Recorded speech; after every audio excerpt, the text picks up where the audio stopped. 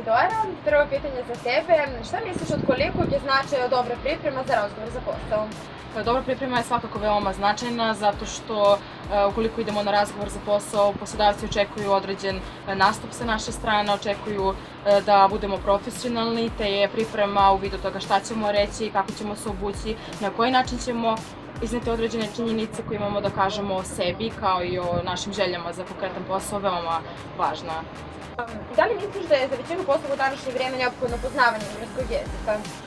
Pa mislim da jeste. Za određena zanimanja jeste, za određena nije, ali svakako svesni smo globalizacije koja postoji u svim oblastima poslovanja, te mislim da ipak poslovanje engleskog jezika, ako ne neophodno za konkretan posao, ali svakako je prednost za svaki konkurs.